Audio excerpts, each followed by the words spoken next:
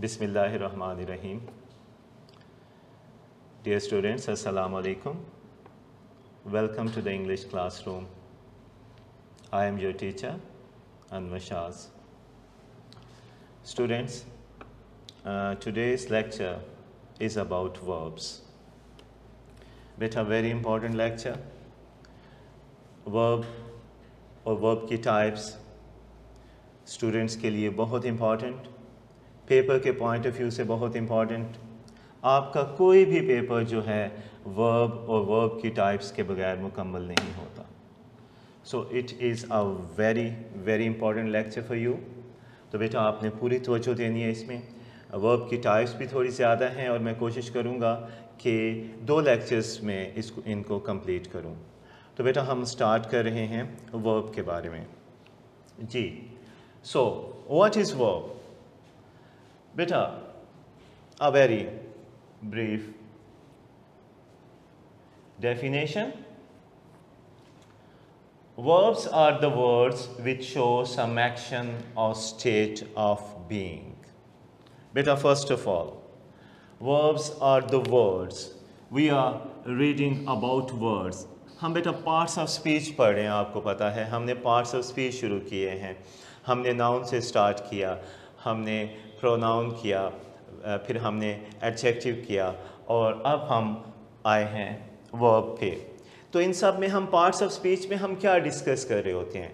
Parts of speech में हम words पे बात कर रहे होते हैं. वर्ड्स की डिफरेंट कैटेगरीज पे बात कर रहे होते हैं. हमने पहले कैटेगरी पढ़ी जो नाउन्स थी. हमने फिर कैटेगरीज पढ़ी जिनको हमने प्रोनाउन कहा. फिर वर्ड्स की हमारी एक अगली कैटेगरी आई जिसको हमने एडजेक्टिव कहा. इसमें से आज बेटा हम एक अगली कैटेगरी पे बात कर रहे हैं, that is verb. So, verbs are the words which show some action or state of being. बेटा 2 बातें यहाँ पे. अमूमन बच्चे जब वर्ब की डेफिनेशन करते हैं तो वो एक हिस्से पे रुक जाते हैं, दूसरे हिस्से पे बात नहीं करते. कौन से हिस्से पे अमूमन रुक जाते हैं? वो अमूमन क्या कहते हैं? Verbs are the words which show some action. यहाँ पे वो अपनी बात को मुकम्मल कर देते हैं. बेटा यहाँ पे बात मुकम्मल नहीं होती. हमें जब भी वर्ब को डिफ़ाइन करना है हमें 2 चीज़ें बतानी हैं और वो 2 चीज़ें क्या हैं? सम एक्शन और स्टेट ऑफ बीइंग. बेटा वर्ब ना सिर्फ एक्शन शो करता है बल्कि किसी चीज़ की स्टेट को, किसी चीज़ की हालत को भी शो करता है. तो आप ये बात जहन में रख लीजिए कि आपने वर्ब की डेफिनेशन जो है वो कंप्लीट करनी है. सो बेटा 2 कैटेगरीज हमारी, 2 मेन कैटेगरीज डेवलप हो रही हैं हमारी वर्ब के यहाँ पे हमारी इस डेफिनेशन से, action and state of being. बेटा इसी से हमारे जो वर्ब हैं वो 2 बड़ी टाइप्स में तकसीम होते हैं.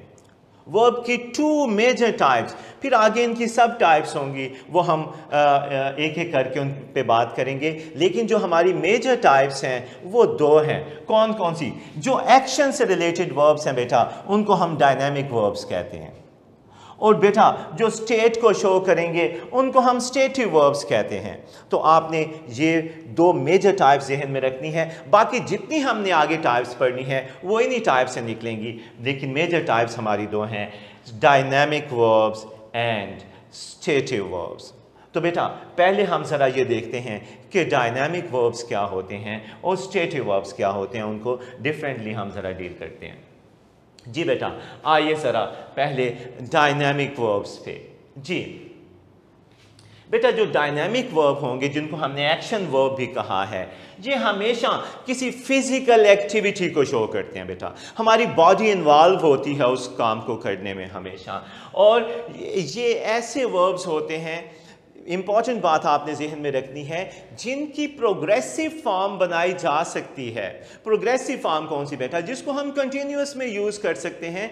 उसके साथ हम आईएनजी लगा के, वर्ब की फर्स्ट फॉर्म के साथ आईएनजी लगा के हम उनको यूज़ कर सकते हैं. ये बेटा हमारे डायनामिक वर्ब्स होते हैं. एक बात कि ये इनमें फिजिकली हम इन्वॉल्व होते हैं, एक बात. और दूसरी बात ये है कि हम इसको प्रोग्रेसिव में यूज़ कर सकते हैं. बेटा मैंने कुछ नीचे एक्शन वर्ब्स या डायनामिक वर्ब्स लिखे हैं, ज़रा देखिएगा. ईट बेटा एक्शन वर्ब, हमारी बॉडी इसमें इन्वॉल्व होती है.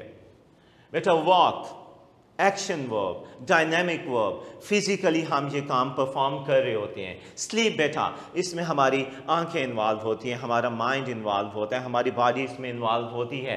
राइट लिखना ये भी बेटा एक्शन वर्ब है हमारा। और रन आप देखें कि हमें पता चल रहा है वर्ब से कि इन वर्ब्स में हम फिजिकली जो है वो इन्वॉल्व हैं, हमारी बॉडी इनमें इन्वॉल्व है जब हम ये काम कर रहे हैं। और बेटा दूसरी इंपॉर्टेंट बात जो मैंने आपको बताई है, जो रिकग्निशन के लिए बहुत इंपॉर्टेंट भी है, ख़ास तौर पे जब हम इसका मुकाबला स्टेटिव से करेंगे, कि इनकी हम प्रोग्रेसिव हालत बना सकते हैं। बेटा मैं आई ईट भी लिख सकता हूँ और आई एम ईटिंग भी लिख सकता हूँ। ये मैंने इसकी प्रोग्रेसिव हालत बना ली है यहाँ पे, मैंने इसकी कंटिन्यूस की हालत बना ली है यहाँ पे। आई वॉक भी मैं यूज़ कर सकता हूँ, आई एम वॉकिंग भी मैं यूज़ कर सकता हूँ यहाँ पे। आई स्लीप भी अगर मैं यूज़ कर सकता हूँ सिंपल प्रेजेंट इंडेफिनिट में, तो मैं आई एम स्लीपिंग भी यूज़ कर सकता हूँ। इसी तरह I write and I am writing भी जो है मैं यहाँ पे यूज़ कर सकता हूँ। And I run, I am running भी यूज़ कर सकता हूँ। बेटा ये वर्ब्स, एक्शन वर्ब्स ऐसे वर्ब्स होते हैं जिनकी हम प्रोग्रेसिव या कंटिन्यूस की हालत जो है वो बना सकते हैं।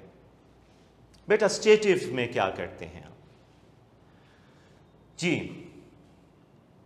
Stative verb describes a state.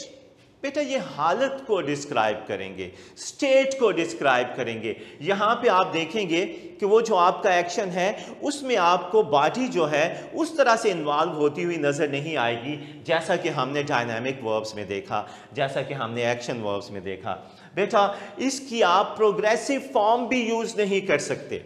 Important बात है, अगर आपने स्टेटिव और डायनेमिक को आपस में डिफरेंशिएट करना हो तो बेटा it is something important to know कि आप जो आपके स्टेटिव वर्ब्स हैं उनकी आप प्रोग्रेसिव हालत नहीं बना सकते।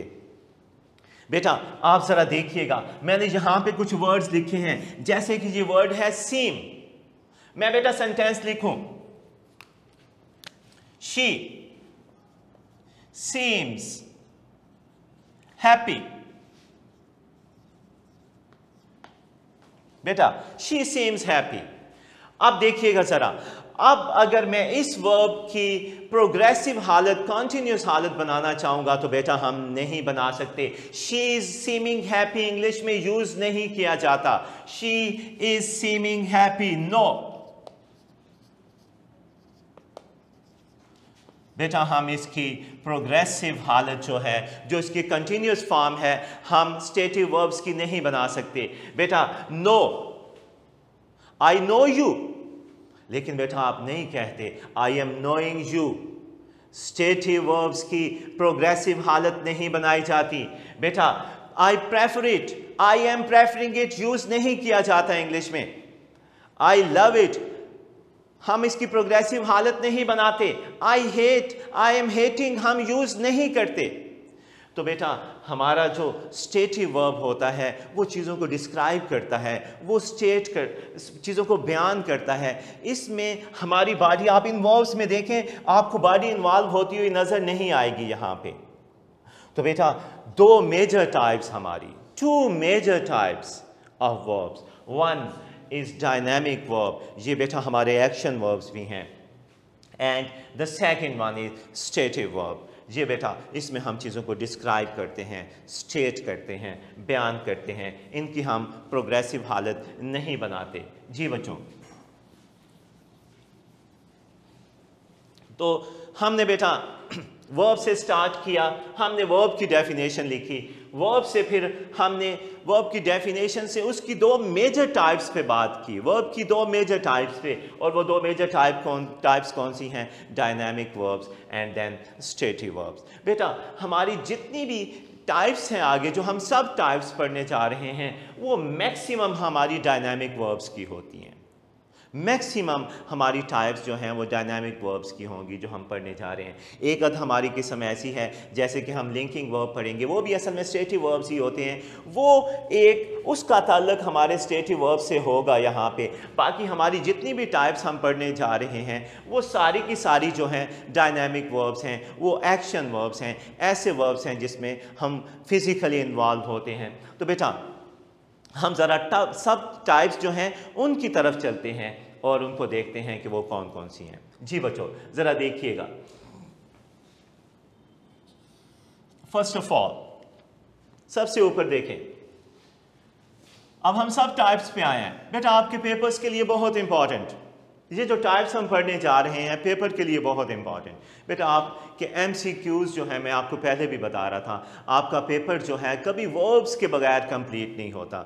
लिहाजा ये सारी की सारी जो टाइप्स हम पढ़ने जा रहे हैं 2 लेक्चर्स में मैं इनको कंप्लीट करूँगा। ये बेटा आपने बहुत तवज्जो से इनको देखना है। जी तो first of all transitive verbs and intransitive verbs. जी बेटा कौन से होते हैं ट्रांजिटिव वर्ब्स, कौन से होते हैं इनट्रांजिटिव वर्ब? बेटा ट्रांजिटिव वर्ब हमारा ऐसा वर्ब होता है that requires an object, that has an object, जिसमें आपका एक्शन जो है वो ट्रांसफ़र हो रहा होता है आगे ऑब्जेक्ट की तरफ। सेंटेंस मैं लिखूं जी, he offers prayers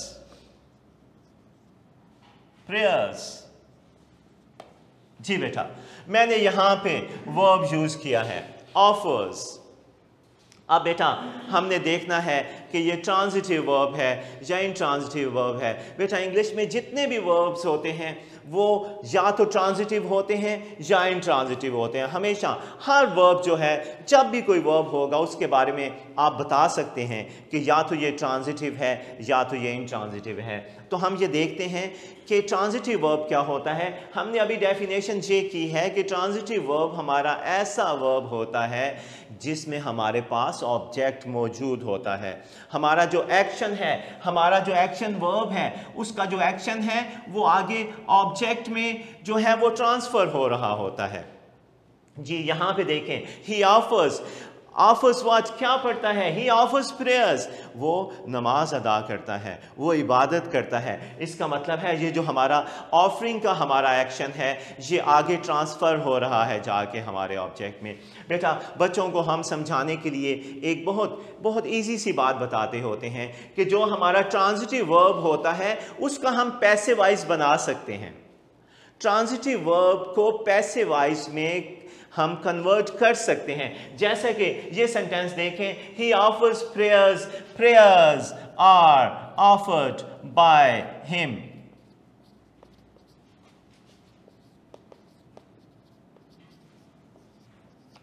तो बेटा यहां पे आप देखें कि हमने इस सेंटेंस का पैसिव बना लिया। तो हमारा जो ट्रांजिटिव वर्ब होता है बेटा उसमें हमारा जो एक्शन है वो आगे सब्जेक्ट को पास कर रहा होता है। और बेटा एक हम एग्जाम्पल देख लेते हैं ताकि आपको चीज़ें ज़्यादा बेहतर अंदाज में समझ आ सके। एक और एग्जाम्पल देखते हैं।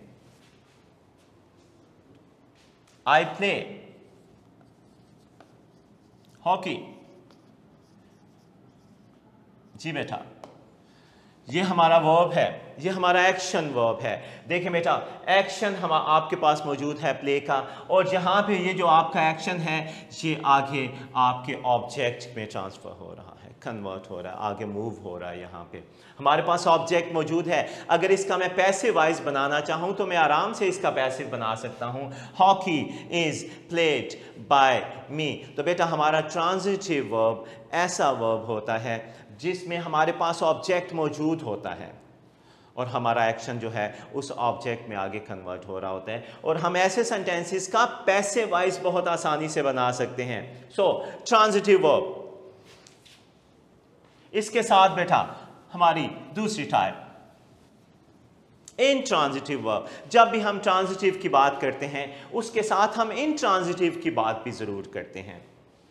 अब ये कैसा वर्ब होगा बेटा? आपने खुद भी जहन में कुछ ना कुछ सोच लिया होगा कि ये ट्रांजिटिव से ऑपोजिट होगा इनट्रांजिटिव। यहाँ पे क्या हो रहा होगा बेटा? हमारा जो एक्शन है, हमारा जो एक्शन वर्ब है वो आगे किसी ऑब्जेक्ट में ट्रांसफ़र नहीं हो रहा होता। बेटा हमने अभी सेंटेंस बनाया था ही ऑफर्स प्रेयर्स, वहाँ पे हमारा जो एक्शन वर्ब था वो आगे हमारा जो एक्शन था वो ट्रांसफ़र हो रहा था हमारा वर्ब में, ऑब्जेक्ट में। लेकिन यहाँ पे देखें, अगर मैं सेंटेंस लिखूं ही ऑफर्स और जहाँ पे इसको मैं मुकम्मल कर दूं, कंप्लीट कर दूं, तो बेटा अब वही हमारा वर्ब जो थोड़ी देर पहले जिसको हम ट्रांजिटिव वर्ब कह रहे थे, अब यही हमारा वर्ब जो है वो इंट्रांजिटिव वर्ब बन चुका है। रीज़न क्या है बेटा? सिंपली कि हमारा एक्शन जो है वो ऑब्जेक्ट में ट्रांसफ़र नहीं हो पा रहा, यहाँ पे नहीं हो रहा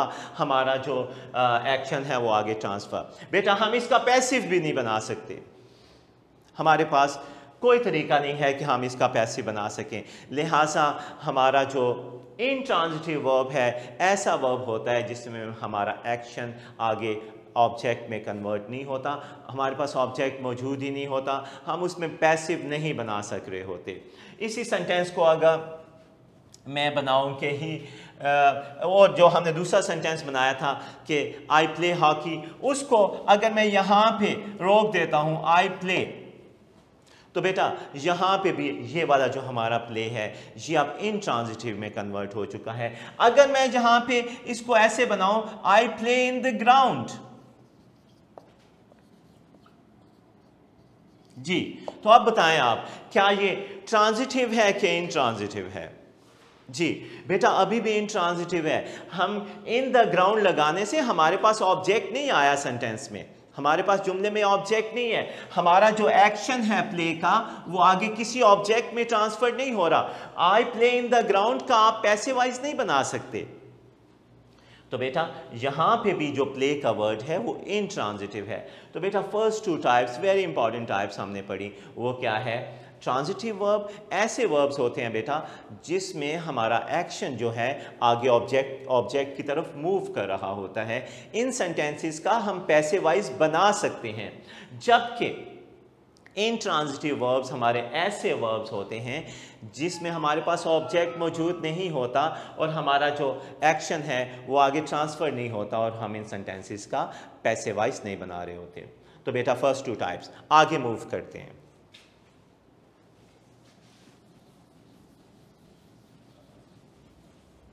जी बेटा आगे regular verbs and irregular verbs.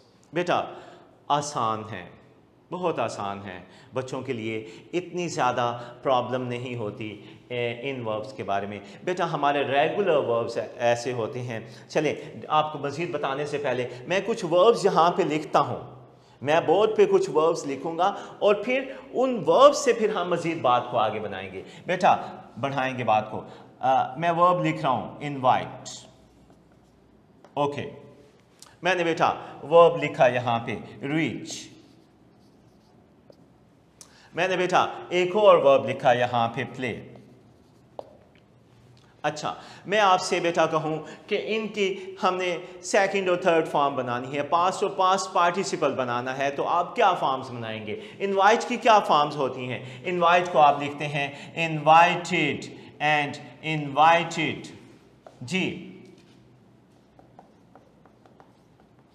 जी बेटा आपने इसकी पास्ट और पास्ट पार्टिसिपल में क्या किया? आपने ईडी का इजाफा किया, इनमें ईडी का वर्ड आपने यहाँ पे लगाया, डी का वर्ड आपने सिर्फ एक ऐड किया है और इसकी आपने फॉर्म बनाई है। रीच को ज़रा आप देखें, रीच की फॉर्म्स क्या होती हैं? आप लिखेंगे रीच्ड, ईडी ऐड किया आपने, आप लिखेंगे रीच्ड। प्ले को आप क्या करेंगे? प्ले की भी जब आप फॉर्म बनाएंगे तो आप ईडी ऐड कर देंगे, प्लेड एंड प्लेड। तो बेटा आप देख रहे हैं इन वर्ड्स की फॉर्म्स हमने कैसे बनाई, हमने डी या ईडी लगा के इनकी फॉर्म्स बनाई हैं। इसका मतलब है इनकी फॉर्म्स बनाने का एक सेट पैटर्न है, एक रेगुलर पैटर्न है जिसकी वजह से जिस तरीके से ये फॉर्म्स बनाई जाती हैं कि हमेशा ऐसे वर्ड्स के आगे जो कि रेगुलर वर्ब्स हों हम डी या ईडी ऐड करते हैं। ठीक है बेटा, ये हमारे ऐसे वर्ब्स हैं। अब ज़रा कुछ और मैं आपको एग्जाम्पल्स दिखाता हूँ यहाँ पे।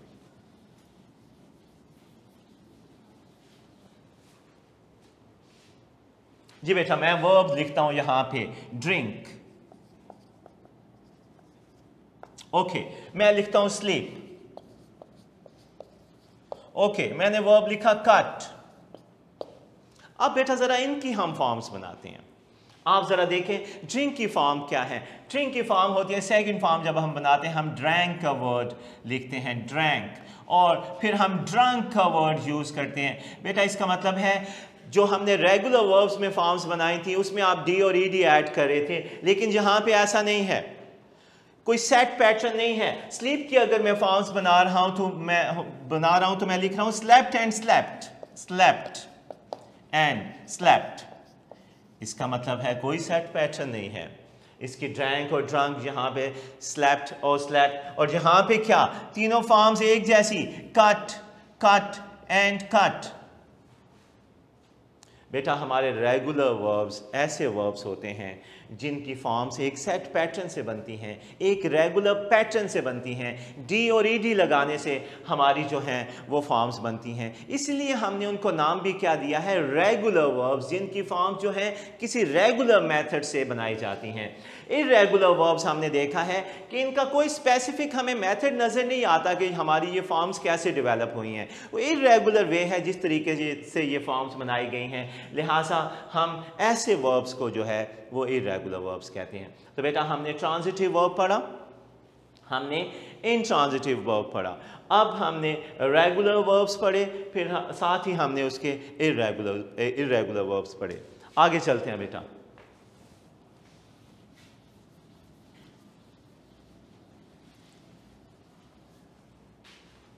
इन्फिनिटिव, बेटा किसी भी वर्ब की जो बेसिक फॉर्म, बेस फॉर्म होती है उसको हम इन्फिनिटिव कहते हैं। और ये जो बेस फॉर्म हमारी है ये टू के साथ वर्ब की फर्स्ट फॉर्म लगाने से बनती है।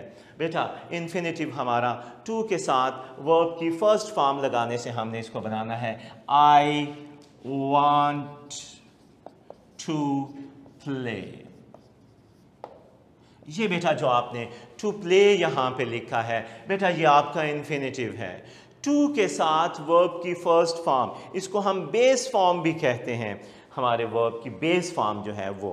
तो टू के साथ वर्ब की फर्स्ट फॉर्म, बेटा जो आपका इन्फिनिटिव है, आपका वर्बल नाउन भी है। इंग्लिश में हमारे दो वर्बल नाउन्स होते हैं बेटा, एक इन्फिनिटिव और एक जेरेंड।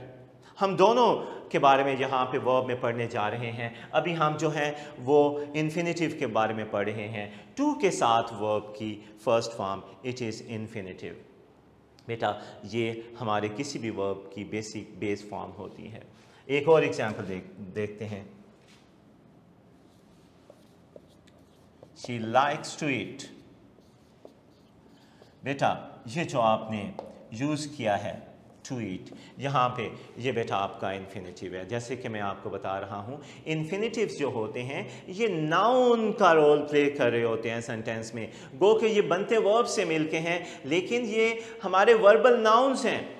ऐसे हमारे वर्ब्स जो कि काम नाउन का करते हैं, बनते वर्ब से हैं लेकिन काम इनका जो है वो नाउन का होता है। तो बेटा वर्बल नाउन इन्फिनिटिव, टू के साथ वर्ब की फर्स्ट फॉर्म।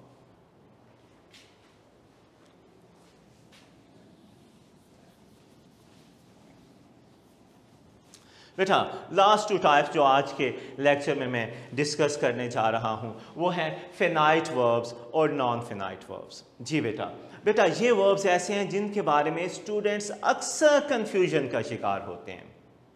तो बेटा इसमें आपने तवज्जो ज़्यादा देनी है थोड़ी सी। ये इम्पॉर्टेंट भी है, पेपर पॉइंट ऑफ व्यू से भी इम्पॉर्टेंट है, आपसे क्वेश्चन पूछे जाते हैं, और इसलिए भी इम्पॉर्टेंट है कि बच्चे इनके बारे में थोड़े कंफ्यूजन का शिकार भी होते हैं। पहली बात ये बेटा, इन्फिनिटिव मैंने इससे पहले इसलिए डिस्कस कर लिया ताकि मैं बच्चों को ये बता सकूं कि जब फिनाइट वर्ब्स और नॉन फिनाइट वर्ब्स की बात हो रही होती है तो बेटा वो इन्फिनिटिव से डिफरेंट हैं, वो इन्फिनिटिव से डिफरेंट हैं। Infinitive is something else, finite verb and non finite verbs are something else. लिहाजा आपने पहले ये जहन में रखना है कि इनका इन्फिनिटिव से ताल्लुक नहीं है। इन्फिनिटिव हमने अभी पढ़ा है टू के साथ वर्ब की फर्स्ट फॉर्म। अब देखते हैं कि फिनाइट वर्ब्स और नॉन फिनाइट वर्ब्स क्या होते हैं। जी बेटा आपका फिनाइट वर्ब ऐसा वर्ब होता है जो कि नंबर के लिहाज से, सब्जेक्ट तब्दील करने से या आपका टेंस तब्दील करने से तब्दील हो जाता है। बेटा फिर सुनिएगा, हमारा फिनाइट वर्ब ऐसा वर्ब है जो कि चेंज हो सकता है सब्जेक्ट की तब्दीली की वजह से या ज़माने की तब्दीली की वजह से। हमारा फिनाइट वर्ब जो है वो तब्दील हो जाता है। ज़रा मैं सेंटेंस आपको बना के दिखाता हूं जी।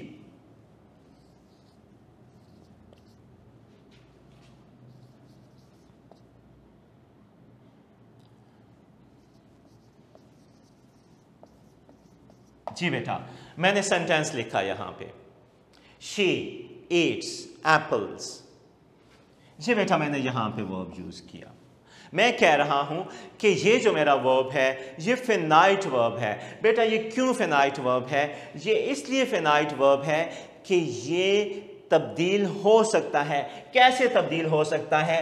कि अगर मैं सब्जेक्ट तब्दील करता हूं, मिसाल के तौर पे इस सेंटेंस में मैं यहां पे आई यूज करता हूं, तो क्या ये मेरा जो वर्ब लिखा हुआ है ईट, इसमें तब्दीली आती है कि नहीं? बेटा, आएगी तब्दीली। मैं यहां पे लिखूंगा आई ईट एप्पल्स।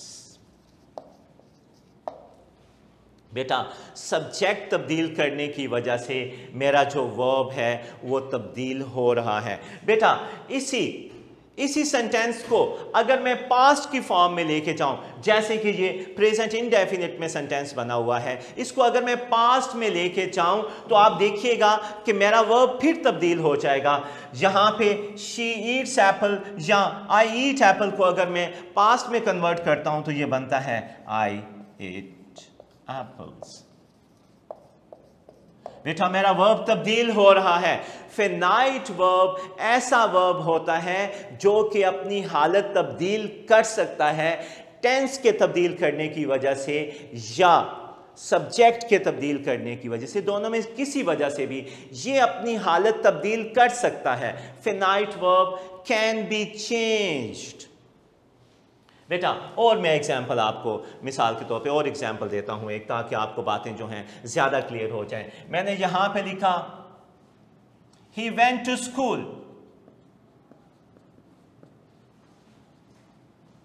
बेटा, वर्ब क्या है मेरा वर्ब है ये वेंट। वेंट का वर्ब मैंने यहां पे यूज किया। अब हमने देखना यह है कि ये फिनाइट वर्ब है या नॉन फिनाइट वर्ब है। तो बेटा, अगर ये अपनी हालत तब्दील कर रहा है, अगर ये अपनी हालत तब्दील कर रहा है टेंस बदलने की वजह से या किसी भी और वजह से, तो बेटा ये फिनाइट वर्ब है।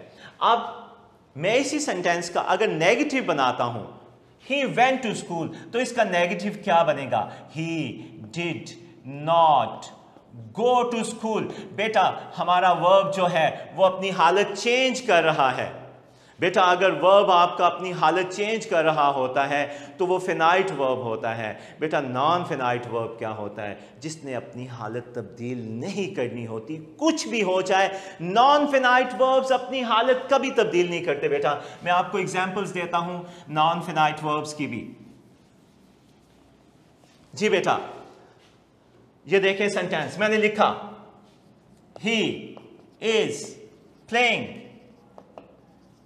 बेटा, ये मेरा मेन वर्ब यहां पे यूज हुआ प्लेइंग का। अब हम कह रहे हैं नॉन फिनाइट वर्ब कभी अपनी हालत तब्दील नहीं करता, चाहे कुछ भी हो जाए। बेटा देखें, यहां पे चाहे मैं अपना सब्जेक्ट चेंज कर दूं, मैं यहां पे आई यूज करूं, तो मेरा सेंटेंस बन जाएगा आई एम प्लेइंग। बेटा, प्लेइंग नहीं तब्दील होगा। मैं इस सेंटेंस का अगर मैं पास्ट बनाना चाहूं तो मैं लिखूंगा आई वाज प्लेइंग। ये वाज तो आ जाएगा लेकिन मेरा प्लेइंग तब्दील नहीं होगा, ये एज इट इज रहेगा। मैं इसको फ्यूचर में बनाऊं, मैं कहूं आई शैल बी प्लेइंग, तो बेटा प्लेइंग ने अपनी जगह तब्दील नहीं की। बेटा, नॉन फिनाइट वर्ब्स अपनी जगह तब्दील नहीं करते, अपनी हालत तब्दील नहीं करते।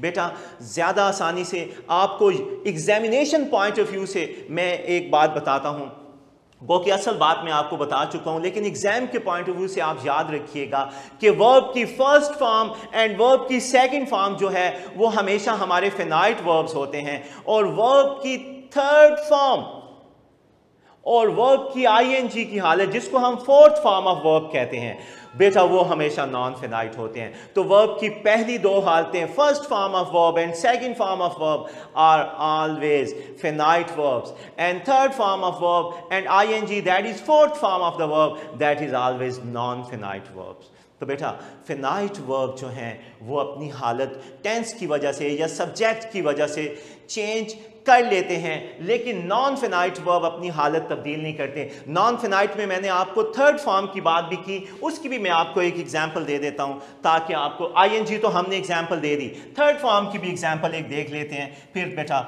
हम इसको वाइंड अप करते हैं आज। जी, third form of the verb मैं यूज कर रहा हूं, वो भी मैंने कहा है हमेशा नॉन फिनाइट वर्ब होता है। I have completed my work. My work. बेटा ये मेरा सेंटेंस है, ये मैंने थर्ड फॉर्म ऑफ वर्ब यहां पे यूज किया हैज और हैव के साथ। देखें थर्ड फॉर्म ऑफ वर्ब, आप देखिएगा कि ये नॉन फिनाइट वर्ब कैसे है, क्योंकि ये अपनी हालत चेंज नहीं करेगा चाहे मैं कुछ भी कर लूं। मैं अगर यहां पे सब्जेक्ट ही लेके आता हूं तो क्या होगा, ही के साथ में हैज तो यूज कर लूंगा, लेकिन मैं कंप्लीटेड को बिल्कुल चेंज नहीं करूंगा। He has completed his work. Next one, मैं अगर आपसे ये कहता हूं He has completed his work, यहां पे चेंज नहीं हुई। मैं बेटा अगर इसको पास्ट में लेके जाता हूं, I have completed my work को अगर मैं पास्ट में कन्वर्ट करता हूं तो मेरा ये जो हैव है ये हैड में बदल जाएगा, लेकिन बेटा मेरा ये वर्ब फिर भी तब्दील नहीं होने लगा, ये कंप्लीटेड ही रहेगा। अगर इसको मैं फ्यूचर में भी ले जाऊंगा तो मैं I shall have कर दूंगा, he will have हो जाएगा, लेकिन बेटा आपकी ये जो थर्ड फॉर्म ऑफ वर्ब है ये चेंज नहीं होगी। तो बेटा हमारा नॉन फिनाइट वर्ब जो है वो चेंज नहीं होता किसी भी सूरत में, हमारे जो फिनाइट वर्ब्स हैं वो तब्दील हो जाते हैं। बेटा आखिर में बस मैं आपके लिए सम अप करूंगा चीज़ों को कि आज हमने क्या किया है। बेटा आज हमने बहुत इंपॉर्टेंट टॉपिक जो है वो अपना स्टार्ट किया वर्ब के बारे में। हमने कहा कि वर्ब जो है वो, उसके बारे में दो बातें हमें हमेशा करनी है कि ये या किसी एक्शन को शो करता है या किसी स्टेट को शो करता है। लिहाजा इसी वजह से इसकी दो मेजर टाइप्स हमारी बन गई। वो दो मेजर टाइप्स कौन सी हैं? Dynamic verbs and stative verbs. Dynamic verb में बेटा हमेशा हमारी बॉडी इन्वॉल्व होती है। ये वर्ब ऐसे होते हैं जिसमें एक्शन शो हो रहा होता है और इन वर्ब्स की हम प्रोग्रेसिव या कंटिन्यूस हालत बना सकते हैं। स्टेटिव वर्ब हमारा ऐसा वर्ब होता है जो किसी स्टेट को बताता है, इसमें हम फिजिकली इन्वॉल्व नहीं होते और इन वर्ब्स की हम जो है वो प्रोग्रेसिव हालत नहीं बना सकते। फिर बेटा हम फर्दर टाइप्स पे आए, हमने बात की कि हमारी जो ज़्यादातर टाइप्स हैं बल्कि मैक्सिमम टाइप्स हैं वो सारी की सारी डायनामिक और एक्शन वर्ब्स की होती हैं। फिर हमने उन टाइप्स को डिस्कस करना शुरू किया। हमने ट्रांजिटिव पढ़ा, हमने इंट्रांजिटिव पढ़ा, जिनका हम ट्रांजिटिव वो होते हैं जिनका हम पैसिव बना सकते हैं, इन ट्रांजिटिव का हम पैसिव नहीं बना सकते। रेगुलर वर्ब्स में डी और ईडी से फॉर्म्स बनाई जाती हैं। इरेगुलर वर्ब्स का कोई पैटर्न नहीं होता जिससे फॉर्म्स बनाई जाती हों।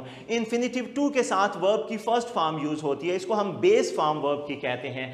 फिनाइट वर्ब में हमने कहा ये ऐसे वर्ब्स होते हैं जो अपनी हालत तब्दील कर सकते हैं और नॉन फिनाइट वर्ब्स जो हैं ये ऐसे वर्ब्स होते हैं जो अपनी हालत को तब्दील नहीं करते। बेटा ये हमारा वर्ब्स के बारे में पहला लेक्चर था। मैंने कोशिश की कि आपको चीज़ें बेहतर अंदाज में समझ आएँ।